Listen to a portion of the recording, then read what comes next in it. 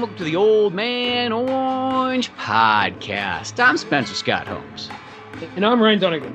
We're continuing our hashtag alternative Western series and talk about all kinds of these different types of Western films leading up to the new Magnificent Seven remake. Last time we did Good, the Bad, and the Weird, pretty much a Korean Western. Today, we got a modern Western with a Good, the Bad, and the Ugly theme. In this movie, it's faster with The Rock, which I think this is also the first time he used the name Dwayne Johnson. It wasn't Dwayne The Rock Johnson, it was just straight Dwayne Johnson. Dwayne Johnson. Yeah, I think there might have been one of the movie where he used just his normal name before that, but I know this was definitely maybe Dwayne The Rock Johnson, but this might be right. I think you're right. This might be the first one where he just got rid of The Rock, which is Dwayne Johnson. But to me, he'll always be The Rock. I wasn't even like a wrestling fan, but he's still always The Rock to me. Yeah, he'll always be The Rock. And, you know, some people complained at first. They're like, dude, he's going by his regular name. That's such a generic, boring name. I'm like, well, he probably doesn't think that. That's his name. But I do like The Rock's just too cool of a name not to go with. You know what I mean? That's why I thought it was kind of weird. It's like, okay, I understand, you know, he probably likes to just, you know, I'm just The Rock's a character who talks in third person all the time. Like, that's not necessarily me. And I understand he's kind of almost separating himself from the character to the man.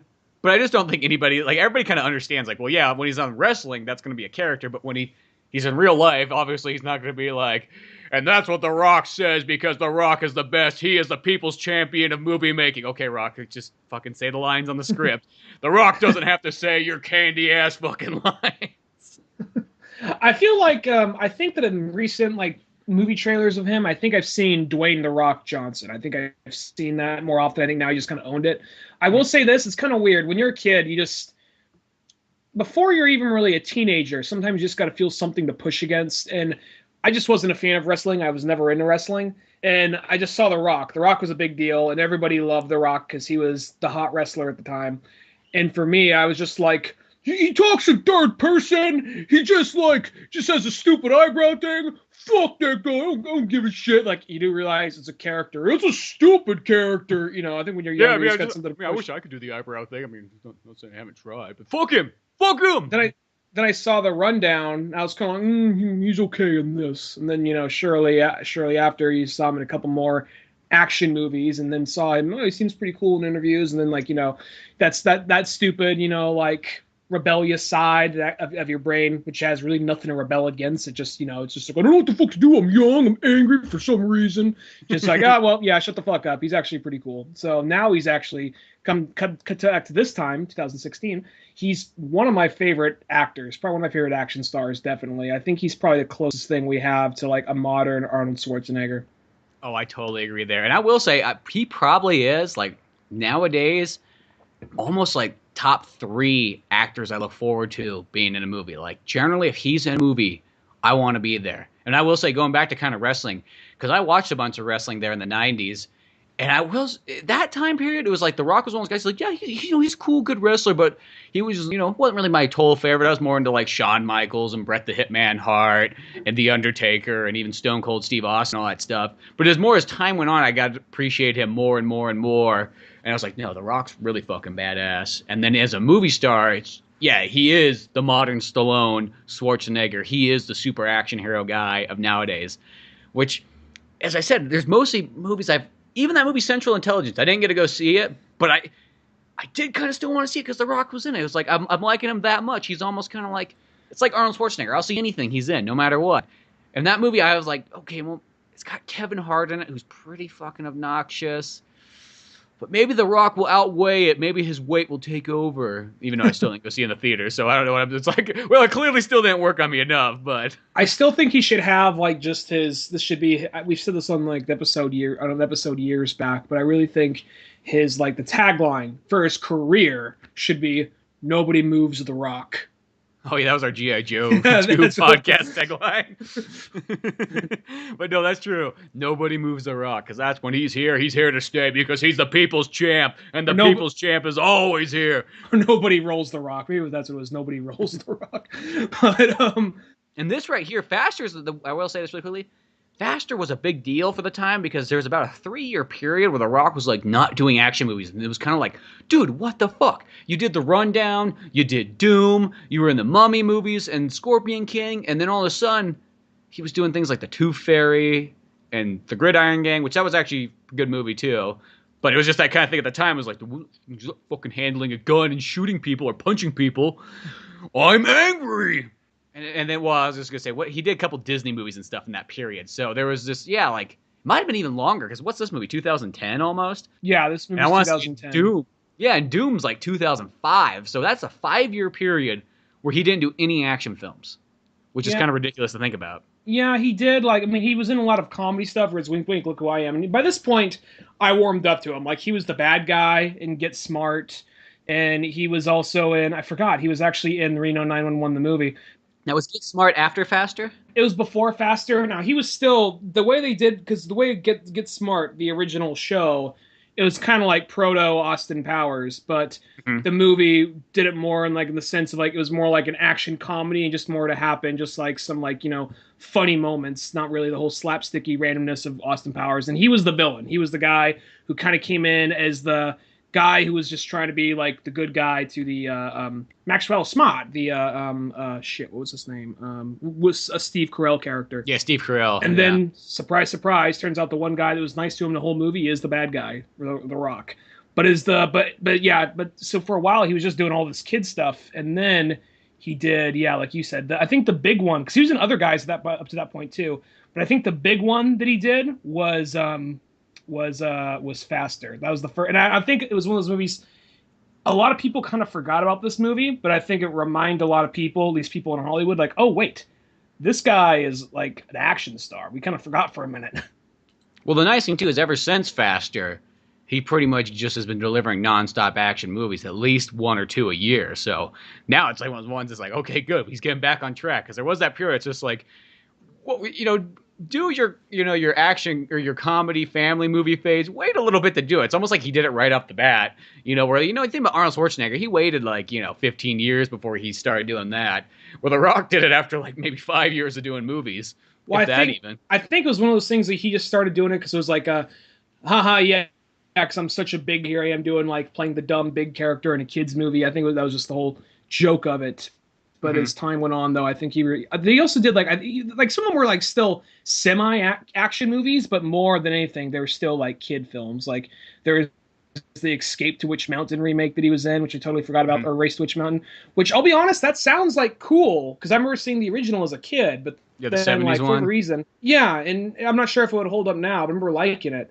But now thinking about it, alien movie where The Rock has to escort some alien kids. But now I'm just something about it just didn't jump out to me. But, yeah, I think it just who knows. Some of these movies, I'm not saying anything they can't be good, but it was just that thing you're kind of looking forward to him doing some more kick-ass films, and it was kind of like, oh, okay, I guess we'll just go straight into the family zone. And I remember he even said in one of there's an interview I read with him or something like that where he's like, a lot of my buddies would kill to have this position I'm in right now doing family movies. They really want to do it because the money's fucking good and there's not a whole lot of work. I'm just going to say it. No, he didn't say that part. But, and it's like, well, yeah, I mean, I could get it. Doing a family movie, especially if I think he might have had kids at that right age at that point, that, yeah, I can see why people, decide to do it. I'm not really necessarily saying anything against it because in the long run, we've earned all our action movies. But there was that just period where it's just come on, man, you're doing so fucking awesome. Make my testosterone power movies. I think we're saying all this thing. We're heavily critiquing his career. He's just feeding himself with $100 bills. I'm sorry. Were you saying something? I think that no pun intended here, but I think Faster was kind of his door in to the Fast and Furious franchise. Because it had Fast in the title. No. Well, but no, I think that people just realize once they realize Fast and Furious doesn't have to be strictly about cars, it could just be these insane action movies with this ridiculous car action. I think they realize, this might as well just get this because they're trying to do the Expendables thing with more younger people. I think just get this huge cast, and I think that seeing this movie, maybe he was already signed up for it by then, but I think this movie was at least definitely turned some heads at at least other roles, if not that. May I help you, sir? What are we death. We got our shooter. That's not just fear, that's recognition. He knew him. Turns out some gang ambushed them and killed his brother. Smile for the camera. It took me 10 whole years to track down these people for you. I'm gonna kill them all. Smile for the camera. Please don't hurt me. I'm not gonna hurt you. There's been another shooting. I got a hunch it might be our guy. They've all got records, armed robbery, rape, assault. Now it seems like he's going after everyone on his list. I've been expecting you. Witnesses placed the second shooter at the scene. Said they had a little shootout in the hall. You think you're done? There's one more. He's pure. No hesitation. He's as fast as you? He's faster. I've got you now, mate. Better be sure, because that's a long, dark road you're headed down. Where are you? I know the devil got your heart twisted. The vengeance and hate.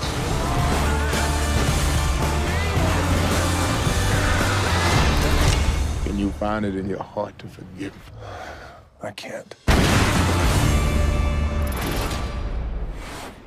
Oh yeah, no, I totally think so, because Faster, it's just such a badass movie. And sadly enough, it's one of those movies I know critically and even just people I've talked to before, it's this mixed review movie where some people, they just love the hell out of it. And other people, like, they heard like, it was just okay. It wasn't a bad movie, but it just wasn't that amazing. And it kind of blew me away, because there were some people I talked to, I'd assumed that they'd love this because they love Westerns, they love 70s like crime films and chase movies like Vanishing Point and Dirty Mary, Crazy Larry, and even stuff like, I guess you could say, Dirty Harry and Charles Bronson flicks.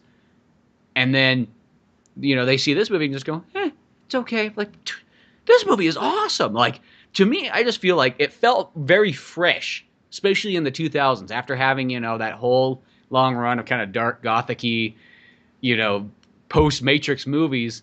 You get a movie like this with some 70s, almost kind of like dust and grit, and that makes for such a cool movie. Plus, when you're not really getting Westerns, you get a modern-day Western. I think that's a great way of selling that to, in a sense, a modern audience. Mm-hmm. Yeah, and I think that something about this movie was, I noticed even not just like the whole dust and grit of it, like being like a 70s style action movie or 70s style Western.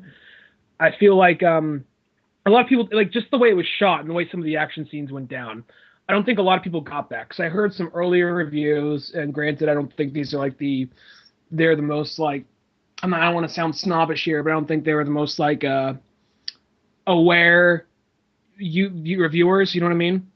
I think they almost came across as like, all right, so there's like a shootout and just over quickly. There's only a few shots and it's done.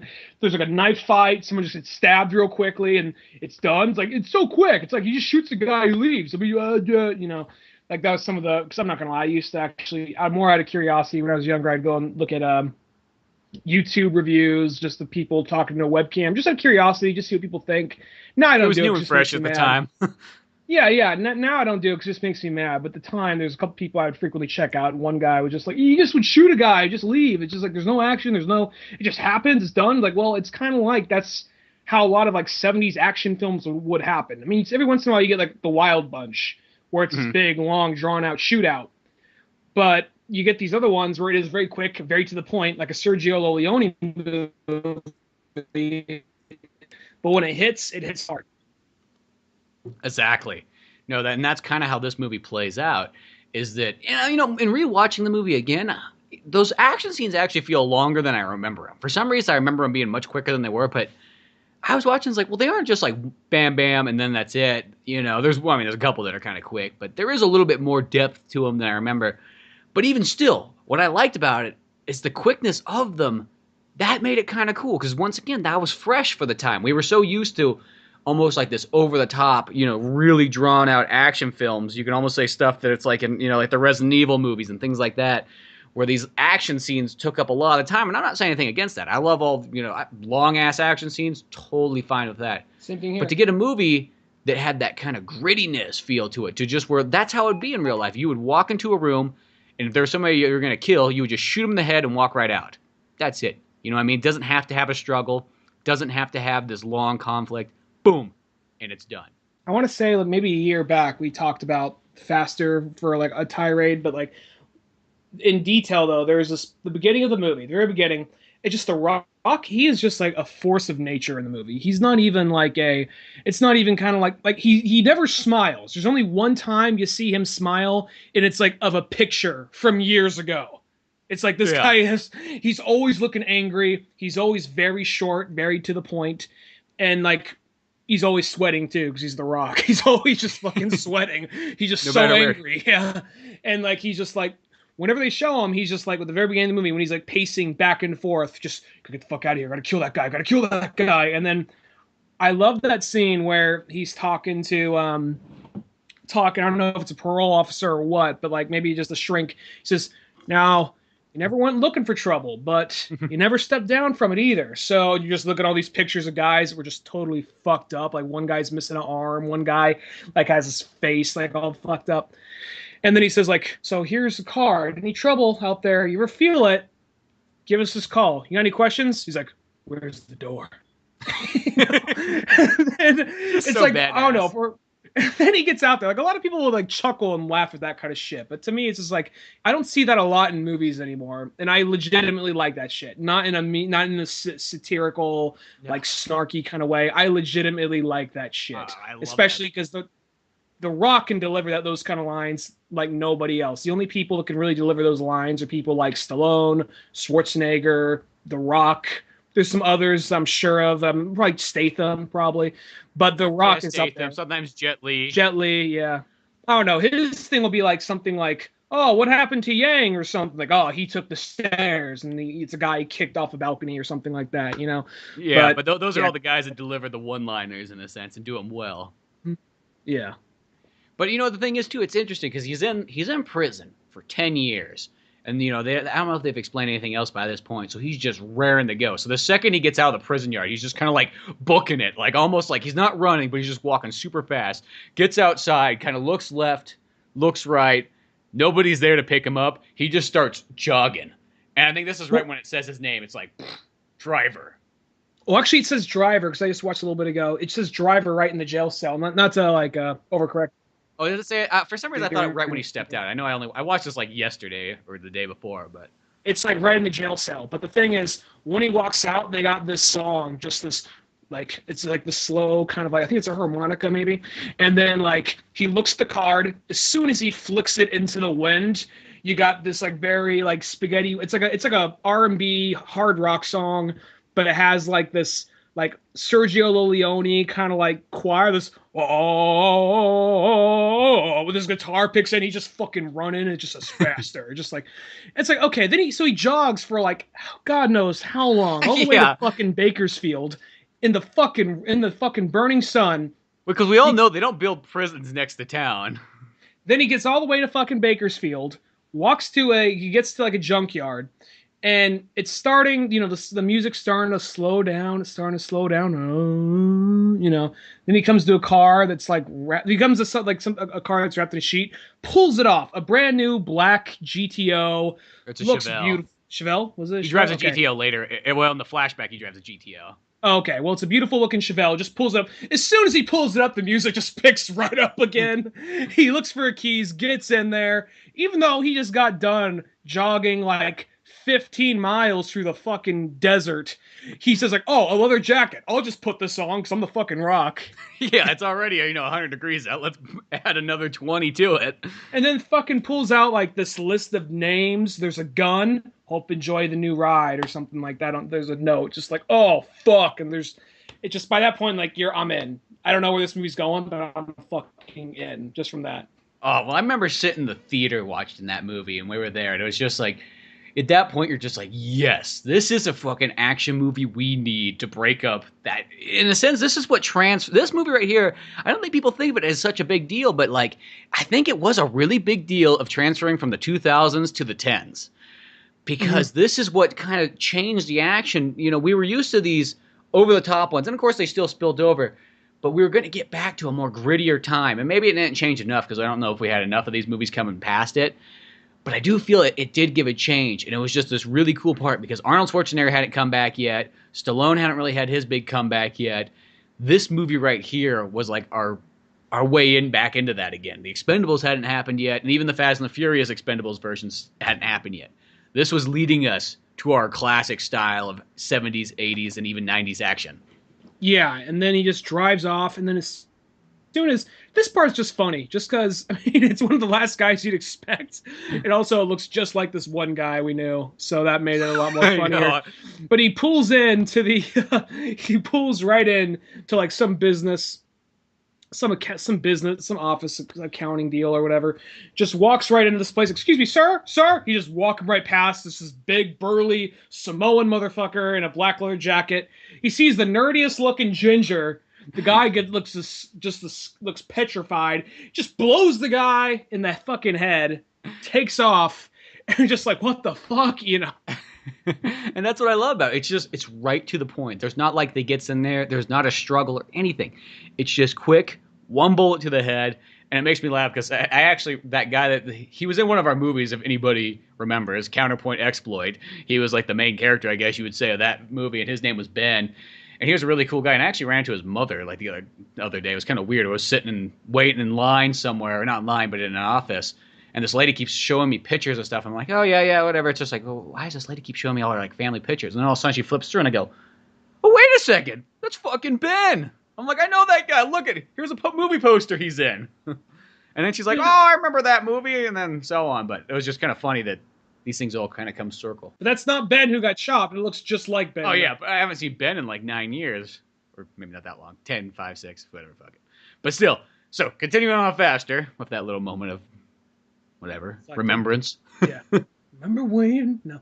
From there, we get introduced to like a bunch of like, it's kind of like the good, bad, and the ugly formula, where kind of like the good, the bad, the weird, how we did in our last retrospect, where it's just, it's, you know, it actually does, I think this movie, equals screen time just about everybody in the movie. Because whenever they do this formula, it usually tends to favor one person over the other, which I understand, you know, after writing it, I think you do, when you do formulate, this is the good guy.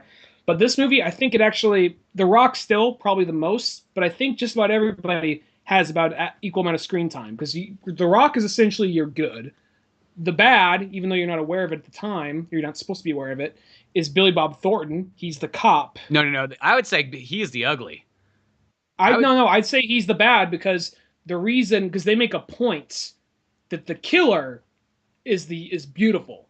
They make a point like how did he look like? He was beautiful. I think they're getting. I guess by that standard of doing like it's almost like the good, the bad, and the beautiful. If that's what you wanted to go with, but I always viewed him more as the bad. Because I think by him being beautiful, even though I know it's kind of sound weird, Lee Van Cleef, you know, but Lee Van Cleef is always the guy who's so well dressed, and even in the good, the bad, and the weird, Lee Bung Hung, Eli Wallach, Lee Bung Hung, yeah, how he's always very slick dressed. So to me, it always feels like the bad is the guy who's always the really slick dressed guy, and that's where I always felt he was pretty much the bad in the movie, where Billy Bob Thornton, the only reason I think that he's the ugly is because he's the guy with all the problems, and even though he's not maybe weird and kind of funny, he's the guy that's got the most baggage out of all the characters. At the same time, though, I think that the movie was just trying to throw you a curveball. Like maybe it is that, but I feel like the movie's throwing you a curveball because when you get down to the end, because you think he's a good guy the whole movie. The movie wants you to think he's the good guy. Truth is, he's a bad guy trying to just tighten up loose ends. I'm pretty. The reason I feel that is because, like, at the end, you kind of get the killer, in my opinion, the ugly, since they're trying to make such a point that he was a good-looking guy, because they never really made they never made a point that Lee Van Cleef is so well dressed or anything like that. But I think that since they made a point that he was the good-looking guy, and plus we saw he actually had like something to go home to. More something to look forward to. I feel like they were trying to get across this is the guy we're more meant to empathize with, where I think the movie wants us to empathize with Billy Bob Thornton, then just to pull the rug from underneath us. Like, nope, you don't want to empathize with him. I think the movie starts out the killer being the bad, because it's even in his title, killer. You know what I mean? Yeah. Right there, I think is it. And I think at the very end, it's almost like it flip-flops it. That's probably how I would say it goes. And Billy Bob Thornton's the ugly because he's this cop who's just kind of dirty. He always shows up late. You know, he's shooting heroin. He's drinking alcohol. He's, you know, it's like he hasn't shaved in a couple days. and so on. He's kind of got all these problems going on with him. Even his ex-wife doesn't really like him. His son's fat. His son's fat. Just going down the checklist. Well, I don't know what it is. Like when it shows. Why don't you stop eating them goddamn donuts, all right? It literally When just. you stop shooting up heroin, Dad? No promises there. Okay, whatever. You can eat the donuts. What if we put some heroin in those donuts, huh, son? You don't like baseball. I know you're not very good at it. Fuck it, I'm not very good at it either. I'll tell you what Pop's good at. Shooting heroin, though. So is Mom. Maybe you'll probably be just as good at shooting heroin, too. Hopefully the torch will be passed on to you. We'll see one day. Maybe if you're lucky enough, I'll be there to show you. Just, hope you patch up your fixins, get up the old belt, get to see Pa do his magic. Just funny. It's just like a father, like instead of being like, almost like, I just wish I could go in the backyard and throw the baseball with my son. It's just like, I wish I could just go in the bathroom and shoot heroin with my son. So, I think every dad looks forward to that point in his child's life when he says, like, you know what, I just can't wait for this kid to be, like, old enough to where I could sit down and have a beer with him. To, like, you know what, I can't wait till this boy gets old enough and we could just shoot up. Hey, fuck, let's just start now. Let's start early. Come on. Like my dad did with me. Maybe this will help you lose some weight, So the ladies will like you there, fatty. Yeah. I actually feel kind of bad for the kid. The kid just seems like this real, like, nice kid that happens to just be kind of fat and has to live with kind of, like, two dysfunctional parents. I'll say this, not to shit on the movie because I do love this movie. It is a good movie.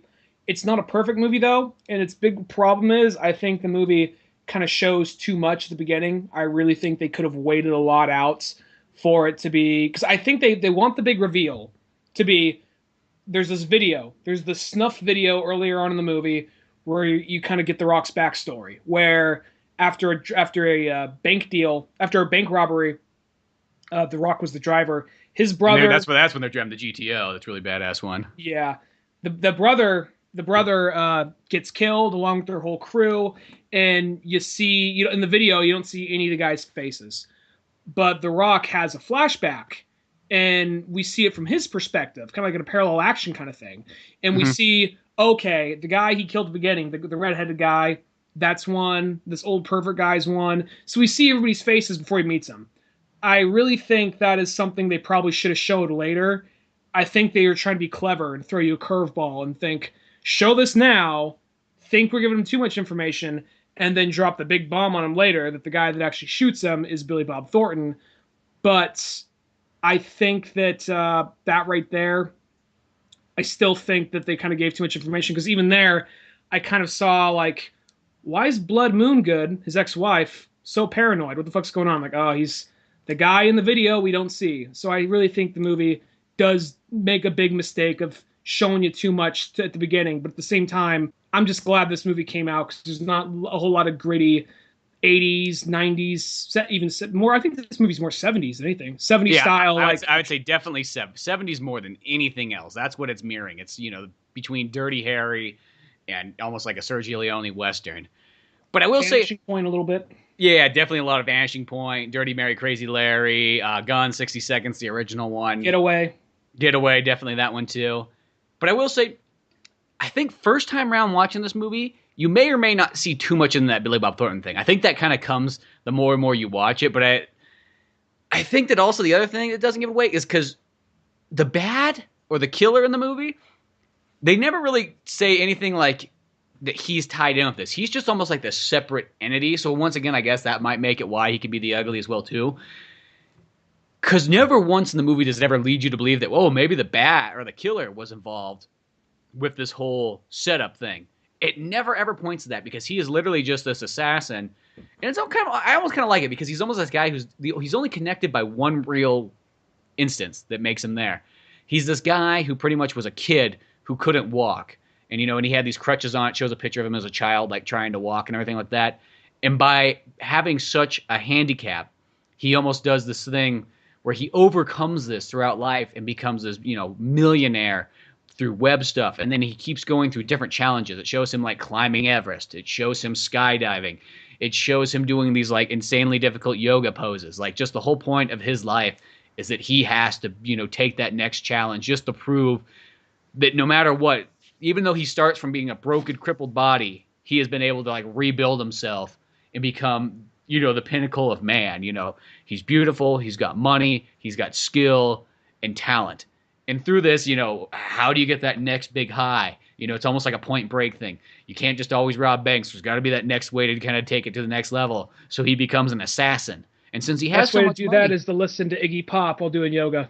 Exactly, because that's the other bad thing about this soundtrack is like you get so many cool like 70s songs and then like almost like modern 70s songs too, because you get like the Heavy in there and a couple of other bands. I actually don't know what the names of them are, but they're cool songs.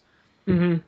But the thing is now he's become this assassin guy, and he does it all for $1. That's his price, because he just wants these really, really hard to get targets, and the whole point is the thrill.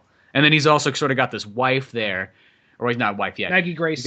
He's got this girlfriend there and everything like that, and she's kind of along with the thrills for a while, but as they kind of progress, you see this like love relationship build up, and it almost kind of changes your mind, because at first you're kind of looking at this guy like, who the fuck is this rich fucker? Look, he's got his fucking Ferrari, he's got all this stuff. I don't care if he was fucking crippled, I'd beat the shit out of that guy in his wheelchair. Like one of those guys. And then over time, you start to actually like this character more and more. So I think that's what makes him kind of an interesting dynamic, even though he's only involved once again by one thing. Then you figure this out way later on in the movie that Billy Bob Thornton's the guy that hires him, and that's why he's put into this situation. Well, I had a feeling, I don't want to sound like this guy, like, I fucking know it, but I had a feeling it was going to be Billy Bob Thornton from the get-go, because he seemed kind of stressed about the whole thing, and on top of that... Because it's Billy Bob Thornton? It's Billy Bob Thornton, and then on top of that, it's like... somebody hired you, some faceless guy. And I'm like, okay, I'm thinking Billy Bob Thornton, maybe there'll be another character. And then by the time we get to like the middle of the movie, like, all right, who's it going to be? It's going to be like the police chief or something, so who was like on screen Carla once or Gugino twice. Or something like that. Yeah, or her, it's like, it's got to be somebody. And Billy Bob Thornton's really invested, and his wife or ex-wife is really scared. Like, you got to fix this. You got to fix this. So I'm just like, I got a feeling. It's like, once again, don't take this as me hating the movie. I just really think they should have showed that video way later down the line. The flashback or the video? Both. I think because I think they have the part, like, I think it would have been more interesting if we saw him killing these people and we didn't know why. And then near the end of the movie, Gina Carano goes over the video with him. Not near Gina the Carano. end. What? Not Gina Carano. Carla Gugino. Oh, Carla Gugino.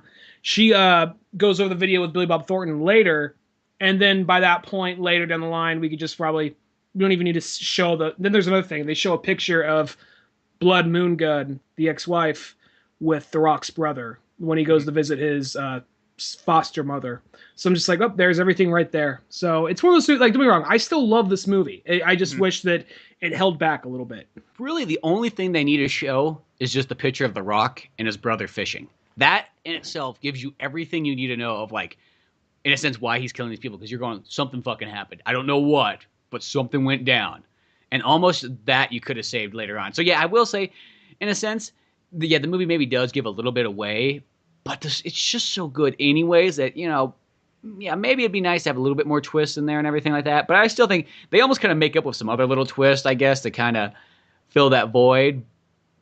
And maybe if it was just reshuffled a little bit, who knows? Or yeah, if you made Carla the bad guy, that would be really ballsy, because you would not expect this really good cop. It's there the whole time, happens to be this fourth character that ends up being the person who wasn't there. That would be kind of interesting. It's like fucking bad, yeah. Because that would give it away the whole time that Billy Bob Thornton was this bad guy. You're like, it's leading up to him, and then all of a sudden it's like, oh, it wasn't him. It was somebody else. It was someone else. That would be kind of an interesting twist.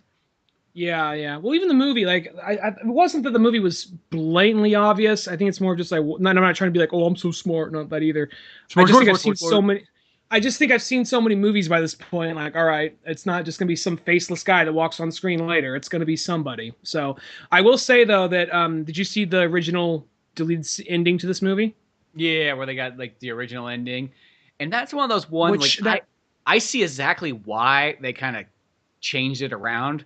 I mean, I'm not saying there's nothing. There's still cool things to it, and it sort of even has almost like a Vanishing Point feel. But it is kind of weird because, it's that thing that instead after I guess we should probably lead up to the ending first before we get to that alternate ending. Well, it's just basically, I think we kind of summed up everything you need to sum up for the most part. It's basically The Rock is going down this list, killing these different guys along the way. And Billy Bob Thornton's chasing him down. He's always one step ahead of him. He's acting like he doesn't want to be on the case. he's acting like I don't want to be here. He's having trouble with his wife. And at the same time, the killer, who I think is supposed to be the ugly, it's one of those things like, this is the one guy he can't beat. This is the one guy he can't take down. And he feels like incompetent. He feels like he's making up for something. No, I got to beat him. This is the last one. And then on top of that, he just got married too. So now he's like juggling like my love life or my future, you know? And he comes to the conclusion that no, I gotta take, you know, and his wife's kind of like crying, like, you said you'd be over. You said you'd just like end it. He's like, no, I just gotta beat this one last guy. It's the last challenge. It's the last thing I gotta do, which makes you kind of wonder, even in future, he'll always be that kind of person who's gonna need those challenges. And Billy Bob Thornton, even as him being a cop, he's the kind of guy that everybody just thinks like, he's just the fuck up. You know, he maybe he was good 10 years ago, but not anymore. You know, even the other cops in the building, they all think he's an idiot. Nobody's really on his side. So even if he's got a hunch, everybody's like, no, you know, that's not going to be right. That's not going to take you anywhere. All these things like that. And I think as it also kind of goes on too, there is just these, like, almost the interesting ways he meets different people. And each time you see a different person, you see who they were in that snuff film, you know. When he runs into the old man who's trying to, like, drug this poor little girl coming in carrying his groceries, that's the guy who was shooting all the snuff films. He was the guy with the camera, and it cuts to The Rock looking over and seeing him over there like, look at the camera, little one, or whatever he says. And then as he runs into, like, the black bouncer guy at, like, the strip club thing in, like, Nevada, that guy right there, you know, it cuts to him. What the fuck was he in the video? I'm trying to He, like, slit the throat of his brother. Oh, yeah, he's the one that slit the throat. And then they just get to this point, which is kind of cool. Like, he walks in, he doesn't have any guns or anything with him, gets patted down and everything. You see this guy, like, stabbing ice with an ice poker. Ice pick.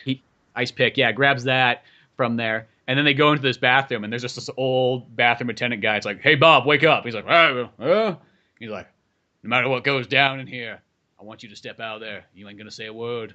One of us is going to come out. The other one's going to be dead, but you ain't going to see nothing. And it's just kind of cool, almost like this showdown, you can say, like a high noon showdown in a Western, except for it's in a bathroom in a seedy bar in Nevada somewhere. And it's just this kind of, you know, knife fight. You know, the big black guy, he's got this huge knife. The Rock's just got this ice pick. And once again, it's another one of those ones, it's quick. It's almost like a couple of moves. It's like, you know, bam, bam, bam, bam, bam, stab, stab, stab. And then boom, he's down. And also in this scene, it's kind of an interesting one, because when the guy's sitting there bleeding out, he's like, I want you to do one thing for me. And he throws down his cell phone. He's like, you call my boy, and you tell him, you know, that you know, what happened to his daddy. That's it, you know, and stops there. And so The Rock kind of looks and picks up this phone and goes out, and he calls him. And at first, you know, he kind of almost doesn't really say much. He's just like, your dad, not going to make it, or something like that. And then he closes the phone. Your father's sorry. Yeah, your father's sorry. That's what it was. That's what he wanted him to say. And then as he's driving, he's like, at this point, The Rock's listening to the radio, and he's listening to like this like Christian, or not really Christian, but like. Which that was a good twist. That was a good twist. Yeah, and he's listening to this station the whole time, and there's this preacher on there like, you gotta change, and you gotta know that the word of God does not need violence or guns. You can live better. You don't need drugs. Like all this stuff kind of playing in the background. You're not thinking much of it like the first time you watch the movie. You're just kind of driving, you know, it's almost like, you know, that Rolling Stone song where it's like, and I heard that on the radio, and then in his honor, I ran 10 red lights. Far away eyes. I run 20 red lights, and in his honor. Thank you, Jesus. Yeah. Thank you, Lord. That's one of my favorite Stones albums. As he's going on, and then there's like this like break in the news section there. It's like, oh, you know, there was a stabbing at this bar, and the guy's recovering in a hospital. And this part's just badass because, you know, The Rock just spins around in that fucking Chevelle and floors it, pulls right up to like the emergency room, is just storming this hospital. And you know, the surgeons are in there, and they're trying to bring this guy back to life. The Rock like busts in. They all fucking look at him, pulls out a gun, just shoots him right in the head to finish the job. And once again, it's just this quick taking him out, fucking ballsy approach to all this. And as he's kind of leaving, you know, everybody's freaking out, and Billy Bob Thornton happens to be there at the same time because he was the guy who thought, oh no, I think this stabbing is actually involved with the guy we're chasing. Everybody else is like, nah, not his MO. He's a shooter, not a stabber. And so in this point, which, you know, I will say that's kind of a very flimsy thing. Like, well, there's no guns allowed in the club, so they're gonna pat you down just because you know what I mean. Yeah, maybe these people just didn't think anything of that. I guess it's not a big deal. It didn't ruin the movie for me. I guess it's just one of those little like, come on, you're detectives, really? Yeah, exactly. But so they're in there, and they almost get the shootout downstairs in the hospital as he's escaping. And then the Rock gets closer to him, and he's going to shoot him in the head, but he looks down and he's like, oh, he's a cop. Well, I'm not going to kill this guy, not knowing that Billy Bob Thornton yet is involved with this. So he walks out on him. Well, something I will say to go back to the big black dude he kills. I like that part because the guy, when he has the flashback, we see he slits the throat. He's like, ha ha, yeah, I'm evil. And then, this is 10 years later. And then when he sees The Rock, he gets this look like, oh, fuck. That's when he turns to the old guy and says, Joe, you go way outside that door. No matter what happens to you, you don't say nothing. And what I like about that is he has this sense of honor about the whole thing. Because it's one of those things where, I know I just kind of repeated what you said, but I just love that how much he just has, he's kind of like, look, I don't want to fucking die. But at the same time, if I do, I don't blame you. So let's just do this, And I think it's so much better than just like being kind of still the thing what a lot of movies do, like, haha, I'm evil now. Like, I do think that like it was one of those things. Like, I've been waiting for this moment, like one of those kind of weird, like I want to finish you off. It's like it's almost like you could almost even say it's like a samurai revenge flick, like that thing that's like, almost if you killed someone's like father and this like 10-year-old kid, he's like. In 15 years, you'll find me, and I want you to come and battle me. Like one of those kind of moments. I mean, the first guy, I'll say this: the first guy, we don't get a chance to. He dies before we have a chance to know anything really about him. I think that's also what makes because this fucking nerdy guy stands up with glasses and on the phone. It just gets shot in the head. And they even make that kind of remark. I think the cops do later on. They're like, oh, it wasn't just like this random killing, because when the guy stands up, there was fear in his eyes, And they even pointed out, like, look, he recognizes him. That's not fear. That's recognition.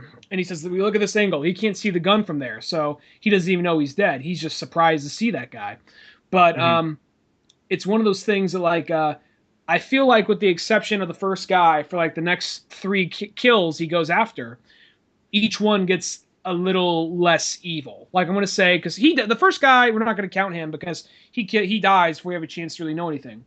The second guy, pure fucking sick old fuck who drugs old rapist, who drugs people and then makes a snuff film with them. And that guy, it's just like he kills him. Second guy, he's like, look, I'm not gonna run from this, but I don't want to die. And it's a little bit more of a honor kind of thing. Third guy turns out to be the radio broadcaster, the preacher. And we see that was the guy that was watching the door. He didn't actually kill nobody. He was probably one of the lower, he was kind of like a lower guy on parole. And just like had to watch the door. That's all he had to do. He's like, oh shit, no. Like you can see he was the most guilty. And he's the one that turned his whole life around. So I thought that was just kind of an interesting dynamic. It was the 3 stages. The really evil guy, the guy in the middle, and then there's the guy who just completely turned it around. Yeah, exactly. And then the guy we don't really know too much about. Like, I can't remember what he did something. The brother, he shot. He like I think. What did he do? He shot. Yeah, because the redhead guy. I think he did something. It wasn't like we didn't know anything about him. I just can't think of what the fuck he did. No, he was there. He just had a gun drawn on him, and he went after his brother. He had a gun drawn on him. Maybe he was one of the guys to take out one of the henchmen in the room, but he was the guy that said, just like after his brother died, he said we wouldn't shoot him, after he got his throat slit. So I think he was just kind of overseeing. It is a progression, and then you finally get to the last, or I guess not the last guy, but the 4th guy, and now this station that The Rock's been listening to with this preacher on it the whole time, he finally pulls up to it, and it's, I don't know where it's at, somewhere in between Nevada and California, below Fresno area. I don't know where exactly to say it, but that area that we're vanishing point and a lot of other things kind of like take place in the desert.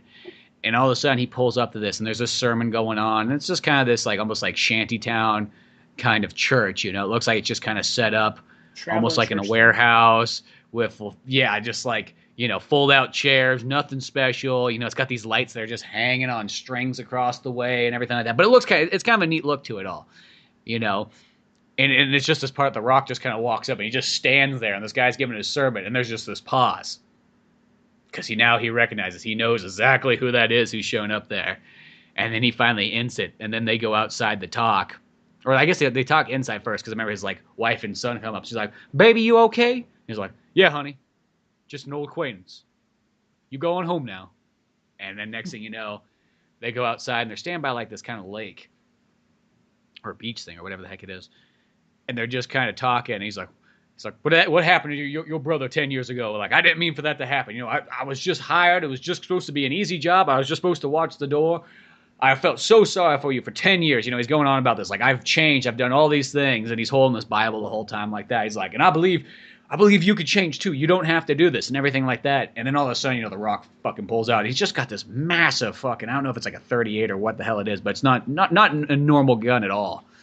And he just kind of puts it at the guy's head, and the guy's on his knees holding the Bible like, oh, and he's just almost accepting it by this point. Like, I know that this is going to be it. You know, he's like, in a sense, he's even going like, even though I didn't really do anything, I understand exactly why. If this guy's going to kill me, I understand it, and I accept it.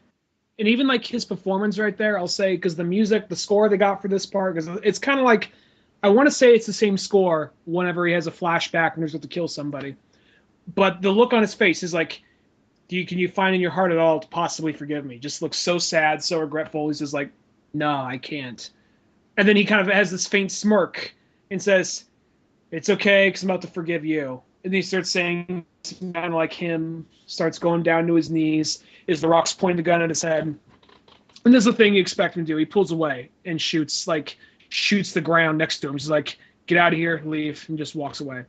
Was your first, because you do kind of wonder though, because like The Rock's just at this point though, where you're like, it could have almost went both ways. I mean, that's the way you kind of assume it's probably gonna go. It'd be a real dark movie if he just fucking shot that guy in the head. Look, I didn't want him to kill that guy, but if he did, I would like the movie just for being ballsy enough to do it. I mean, it doesn't really. It's not necessary, but I like to give movies like props for going ballsy like that. You know, and that's just kind of like, it's more of like, in like, you know, it's more about a descent into darkness, because this movie's about a descent. Like the original ending, I feel the original ending was all about, I wonder if it was like a test screening thing, or if, I don't know what changed it, but the original ending was more of a descent into darkness, because what ends up happening is the killer then tracks him down to the church, and then he says like, hey man, I got no beef with you, fuck off. Billy Bob Thornton comes by, and he says like, hey, I got this, don't worry. Then he shoots him in the back of the head, shoots The Rock in the back of the head. And earlier in the movie, they said when he was shot in the back of the head, he had a metal plate. So, you know, I don't think we ever even mentioned that part of it.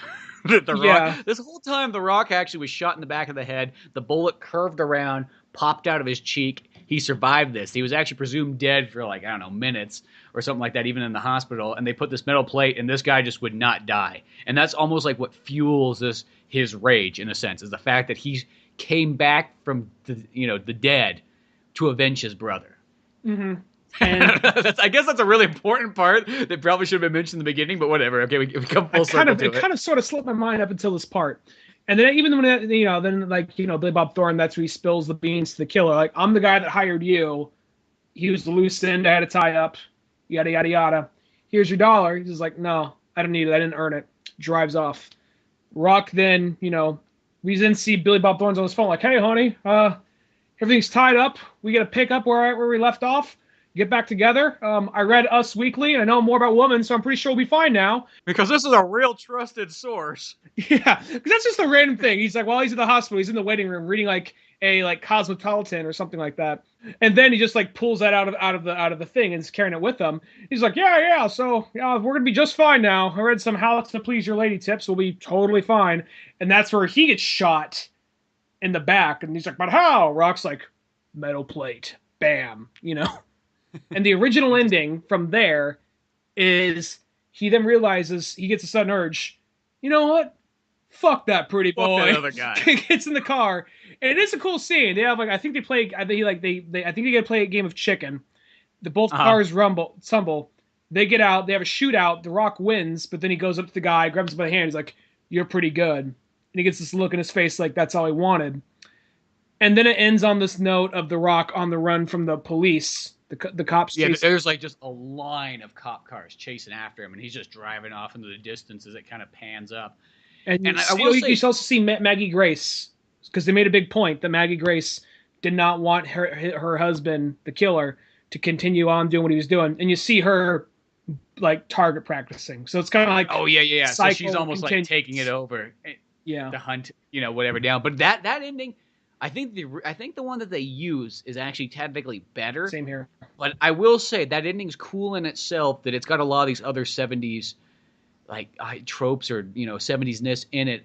Where like not only the chicken part where they play that, it's like it's worth. I'm glad they got it on the DVD because that's just badass in itself. Just to watch these two, like a Ferrari and the Chevelle, just crash into each other and just flip up, and all this destruction going on, everything like that. That in itself is totally badass. And then they got a cool fight scene and everything like that. It's almost 8 minutes long, maybe a little bit shorter than that. But they just go on, and then just that kind of the ending of like there goes The Rock, got the whole law behind him. And it just kind of cuts to the end. Like, that right there, to me, reminds me of, like, that's a fucking 70s ending. You know what I mean? It's almost like he's done for, but he knows it. Mission complete. Boom. But the thing, one thing I think is kind of weird about, though, I just don't feel that it's necessary for The Rock to kill the bad because the bad has nothing to do with the setup. If the bad had, or the killer had, like, something to do with the setup, it would make sense. But to me, I look at The Rock, the only people he's killing is the people who set everything up. And that's his targets. He wouldn't kill anybody outside of it. That's why he didn't kill Billy Bob Thornton when he saw that he had a badge. He was like, I'm not going to kill the cop, even though later on he realizes who he is. But that time he didn't know. And then there's even other scenes, too, I guess we forgot to kind of mention, too. There is a part, too, where The Rock goes to, like, his old wife's house or whatever, and he kind of, out there, like, creeping in and whatnot, and she's, like, remarried and has, like, a kid and everything like that, or a couple kids. And, next thing you know, he, like, kind of is just inside the house, just looking at the family albums and so on. And she's just in shock because, well, I guess she saw him on the news already, but he's there. And he even goes, he's like, is that little Timmy out there? He's like, do the fucking math. He's 8 years old. He's like, what? How the fuck am I going to do the math? Like, what? Is it supposed to be like a sign above his head, like a sim character that's going to tell me his fucking age? Actual dialogue from the movie. Yeah. But no, like, she does that is like, she's like, I had an abortion, and it kind of gives it all. And I think that scene, what it does is it sort of says, like, you don't really have anything left in this world. That was, like, your maybe one connection to keeping you, like, sort of, like, sane. By that point, you have no ties to this planet. And even though at the very end, she kind of runs out as he's leaving, he just fucking starts storming out. And she's like, you go out there and kill every last one of them. And I kind of like that, too, because it's saying that, like, she says, yes, get that revenge you need. And she's almost, making that a big point. Nobody's telling him not to do it. He is set on this mission, and people are encouraging him to do it. And I think that's what makes that a strong scene. He's not tied to the earth anymore, and he's also encouraged all at the same time. That scene, and plus, I also like that, like, imagine, it's The Rock.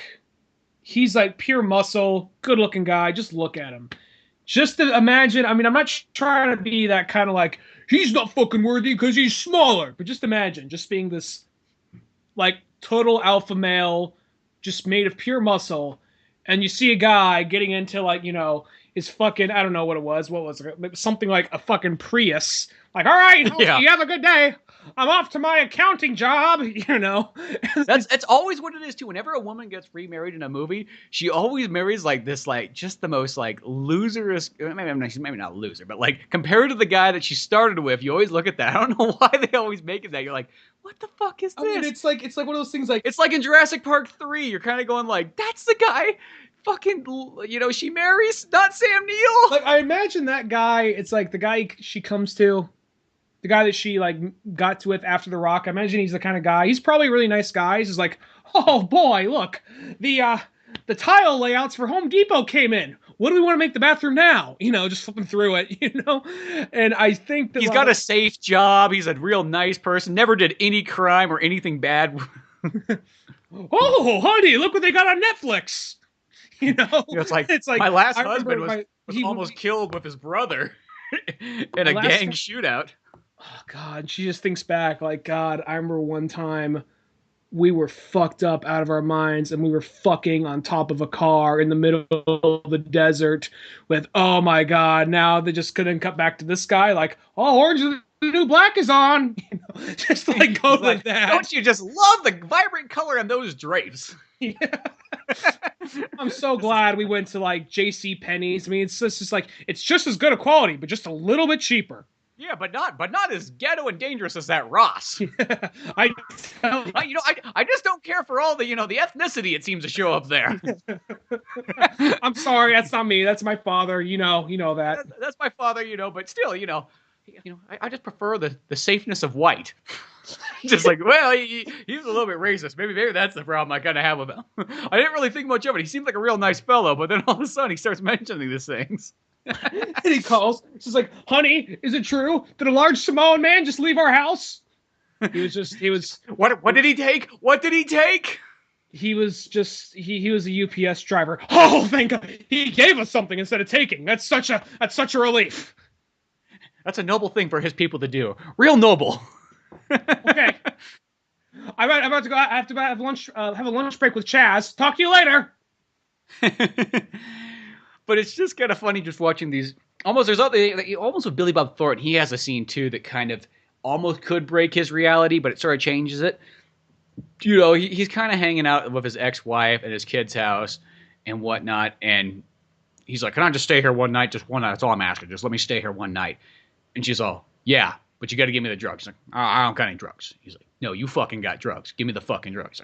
He's like, "Oh, okay." So he pulls out his little balloon of heroin and fucking hands it to her and whatnot. And you think she's gonna like throw it away or whatnot, but earlier in the movie they do explain that she was this like big ex-druggie and problem child and everything like that.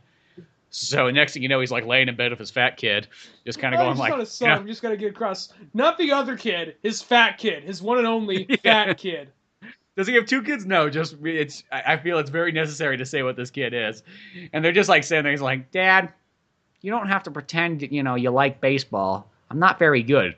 He's like, "Well, I'll tell you one thing. I'm not very good at baseball either. But I will tell you what I am good at. Shooting heroin." No. Let's go see what Mom's up to. Let's go see what Mom's doing. Oh, fuck, she shot the whole baggie. That was supposed to be for all of us now. Damn it. I was going to show fucking Fat Billy here how to shoot heroin. It's his 10th birthday. He needs to know. Man, it's going to be a heroin Thanksgiving, goddammit. But then, it's like, oh, okay, clearly. It's supposed to show that this is like one of these, women like, it's kind of weird because like Billy Bob Thornton's like, I don't know, in his 50s or whatever, and he's all haggard and stuff. And she's like almost like maybe not 20 years younger than him, but I'd probably say more than 10 years younger than him. At least looks like. Still haggard, but younger. Early to mid 30s. She is that kind of like totally broken woman that almost this guy, I guess he's a broken cop.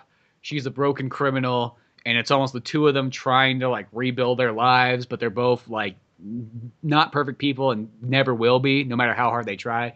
She's trying to take these classes. She's trying to get back on her feet. But, the second that there's drugs presented in here, she's fucking, back on the horse again. Yep, and I kind of had a feeling that was going to happen as soon as... I'm not trying to be the guy, saw it coming, but I have a feeling the second she took... A druggie is always a druggie. Don't matter what they say, you can't trust them. They already lost their soul. No, I had a feeling that she was probably going to do that, just like, oh, I don't trust this bitch. She's way too angry, way too wound up. Yeah, exactly. She needs a shoot up. Yeah. She's into a good shoot up. Wound up to shoot up. These are like the trauma moments in between, I guess, your action. But there's another part where The Rock goes, there's actually another person we forgot to mention that he goes to kill. And he just shows up and he's like in this house and he's got this gun pointed at an old lady.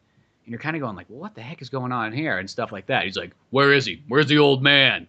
He's like, I'm sorry, but he died. He died many years ago. There ain't nothing you can do about it.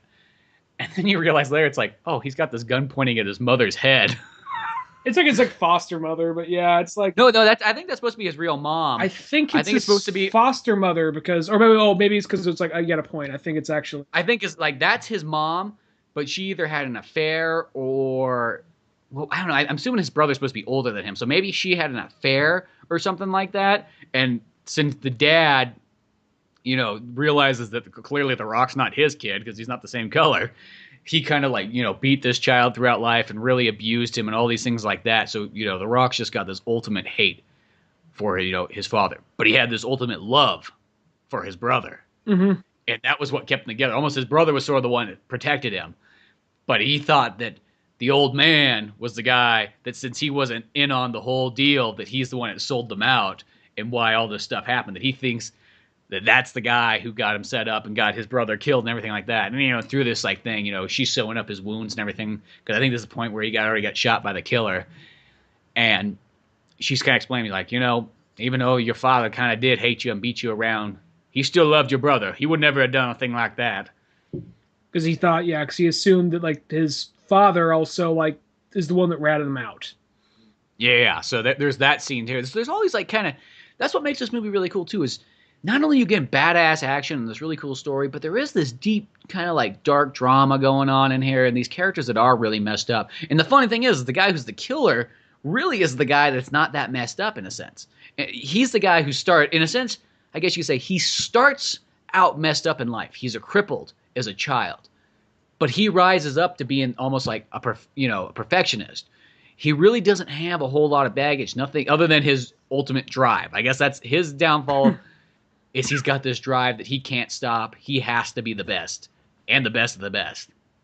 Where these other guys, The Rock almost starts out in this like horrible place, and he just almost goes through this Dante's Inferno of going deeper and darker into like this world that he knows that he can't almost really escape, but he's on a mission and he has to complete that. And Billy Bob Thornton's the one who's trying to erase the past so that he can go on in the future. There's just all these interesting dynamics going on in this film. Yeah, and I feel like it's one of those things, like, by this point, in all honesty, even though he's doing some incredibly shady, horrible shit, I get the feeling that Billy Bob Thornton really isn't, at this point in his life, that bad of a guy. I think he's at this point where he's just like, look, I'm this done. I'm this close to being done. I'm this close to being out of here. He's got 10 days of retirement or something like that. I just got to tie up this one loose end. I feel kind of bad for it, but I got to do it. And then from here on in, it's smooth sailing. I'll get everything in order. And I feel like, that's not a good thing. Retirement bonuses. He'll be able to finally take care of his like ex-wife and his kid. And, he's really trying to do the right thing. Sure not his fat kid? Oh, yeah. Let me rephrase that. He could take care of his fat kid. He could, take him to Weight Watchers and everything like that. You just don't like the fat people. Jeez. Maybe it was a little bit too much of the anime con, seeing some angry fat people that kind of put me over the edge this last weekend, but I don't know. Yeah, we'll have to maybe when we're off air, you have to tell me about that, and maybe we could do a little side episode, just a little like 30-minute side episode about whatever. But anyway, maybe. I'm not saying it will happen. You're the one editing, so you'll tell me at the end of the day. But that right there, though, I do think it's one of those things, like, he was somebody who went down a bad path, and he's trying to fix himself now, and he's this close. And this is one thing he has to take care of. That doesn't make him right. Doesn't mean he should do it. But I think that's kind of just an interesting thing about his character. Now, like I said, this movie does give a little too much away early on. But regardless, if you think it's still a really enjoyable movie. And I like that it gets enough across with just like without having to spoon feed you every single bit of information. Like, I kind of like how they don't even really explain what the killer does, the pretty boy, what he does in the long run. They just say it through pictures, just painting down. We see his life story. It's not like, well, you see, I was a millionaire and this happened and that happened. We just get enough just through pictures on the wall. And then we see a couple of $1 bills. We don't know what those $1 bills are until the very end. I'm assuming what that means is that you put a $1 bill up every single time you make your first dollar in a business. So I'm assuming that he has a ton of different businesses, and that is what that's supposed to represent. But then we see that his payment is $1. So, I guess that's true. Never mind. That's probably exactly what it is. Well, it's still a business. Yeah, so that's right. It's still full circle. Still a business. So right there, like the single dollar. So we saw he had this wall of all these single dollar bills. So it's like, okay, businesses. And like, oh shit, people he's killed. So, and I thought that was, I kind of like how they, there is some stuff they don't actually just full on spoon feed you like other information. But regardless, I'm just glad we got another 70s style like action movie. And this is actually, you mentioned this earlier, it has music by The Heavy. This is the movie that introduced me to The Heavy, which is one of my favorite modern bands. Well, I think it's like they're almost like their first big way of getting that out, because they only had one album when this came out. Because I remember you got the album like right after this movie, and I think that was the only one they had, because then you let me borrow it and everything like that. And yeah, it might have been just like this band came out and all of a sudden people were like, this is a cool song, let's throw this bad boy on there. It's got that 70s vibe to it anyways, it'll be perfect. Which I think it fits really well in the credits, or like the ending credits, which I guess we can explain. Like the regular ending is that, we forgot to mention this too, is Carla, she gives a call to Billy Bob Thornton and says like, don't go in there alone. Don't go to that church by yourself. He's like, I got to do this. This, I'll I'm just still take the care flow, of it. baby. Fine. Like He's like, but make sure if I don't make it out of here, make sure you take care of my kid and my ex-wife. Fuck that bitch. But take care of the fat one. The fat one needs your help. He can't do it on his own. Look at him. Without me, he's nothing. He's just a fat blob. I mean, I love the kid dearly, but Jesus Christ. Where does he get it from? His mom's not fat. I'm not fat. Who the hell is fat? Oh, wait a minute. Then he like pulls over, like flips through like Facebook on his phone for a second. See, she's like, motherfucker, like gets in. It's like the new movie. We just like bypass the other. He just bypass the sees some fat. Just sees all these fat guys on her profile. It could be any one of them. God damn it. I'm gonna go down the list. I gotta be faster than them. Gotta make my son faster so he can lose some weight. But no, he tells her that, and so she's kind of getting that like, oh fuck, everything's gonna go down. And then it starts showing her, she's flipping through and she sees the task force that he used to work for and all this other stuff and kind of starts piecing it together that, oh, he was involved with, the Rock's, killing and everything like that. And what happens is once she finally shows up and the police are all there and everything, she finds his body. She sort of covers up that he was involved with that, so that the fat kid and his ex-wife can actually get all the benefits of him being a cop. Because if he was, persecuted as that, they wouldn't get any of that. And that was sort of his final last wish. Realizing that he is trying to be a good person who might have been in some dark places at some point, but he's turning his life around. Which I guess that's kind of the story. There's a lot of these characters that, at first, these characters are all still bad people, but some of them have finally changed and gone on, like the preacher and everything like that. And then after that whole kind of scene, you get the preacher kind of saying like, a retribution kind of sermon going on, pretty much talking about how he was sort of spared, but using it in words for the whole church to kind of understand. And then I think it just cuts to The Rock. He's just driving off, in a sense, into the sunset. Whether or not, are the cops going to be after him, or is this it? Is his mission complete? What's he going to do next? We don't know. And I think that's kind of nice because that's sort of how this movie works. It leaves a lot of things to your imagination that you can almost sort of make up, almost the slight in-betweens in there. Doesn't spoon feed you, and I think that's what's pretty cool. Yeah, I think that the original ending was just kind of like off into darkness. I think the ending we got is the ending that says everything's going to be okay, because they both end with "Shortchange Hero" by the Heavy. Both versions end with that song, but this one ends like because they're like they even like make little hints about like references to westerns. He says like what happens now? But before Billy Bob Thornton dies, he says to like the killer, he's like, what happens now? He's like, well, I ride off into the sunset. So western. But then the Rock is the one riding off from the sunset at the end. So I think it's meant to be like, he's just going to go find peace. He's probably going to have to go somewhere else. But he's off to find peace somewhere. And I think this is the one. And like, the killer is on his way home. He's like, yeah, it's done. It's done. So. Yeah, because he calls up his wife and he's like, it's over. It's finally over. I can return home. And then she's all excited and shit.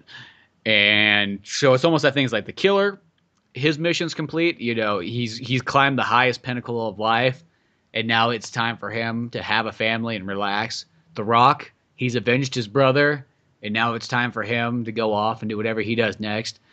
And then, Billy Bob Thornton, though he tried, it's almost like he pays for the sins of his past, in brutal death. And now this fat kid, who knows what's going to turn out with his life.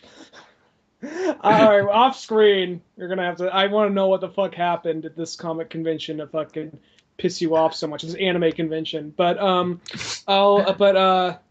probably wrap it up with this. We should. Because we're getting a little bit staticky too, so I think it's probably that's the movie there. It's a fantastic gem of a movie, and I know it's only 6 years old, but it is that kind of film that it got forgotten quick. It got swept under the rug and just kind of got passed along as just some other action movie that just kind of came and went. And even though it's almost kind of like, as far as The Rock's career goes, I consider it sort of his comeback movie as far as action flicks, because, it was a 5-year period. The last thing he did was Doom.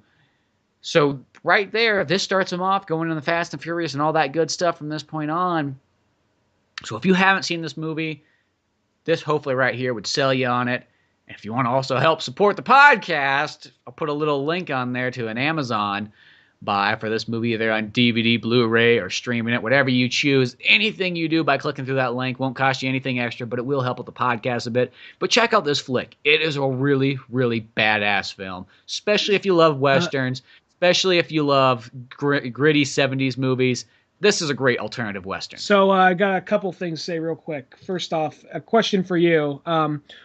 What's coming next? This episode or the Technical Dave episode? So this is the way it's going to go, which is going to sound confusing to somebody listening, but it's going to be, this episode is going to come first, and then after that, we'll have part 1 of our Technical Dave interview, and maybe part 2 of Technical Dave will come after that one. But then the next retrospect we're going to be doing for our Alternative Westerns series is we're going to do a Cowboy Bebop one. So that might come in about the next week, week and a half, maybe even 2 weeks maximum. The series and the movie. Yeah, the series and the movie. It'll be just a full-on rape fest of Cowboy Bebop. Yeah. Rape fest of Cowboy Rape Bebop. Fest. Yeah. So till then, make sure to check out oldmanorange.com for the more podcasts, cartoons, music, and more. I'm Spencer Scott Holmes. I'm Ryan Dunigan. We'll see you some other time. Later, folks. Thanks for listening to the Old Man Orange podcast. Check out our website at oldmanorange.com for even more podcasts, cartoons, videos, music, and more. Send us an email at oldmanorangepodcast@yahoo.com. Be sure to subscribe, share, rate, and review us on iTunes, Podomatic, or any of the other fine sites we might be located on.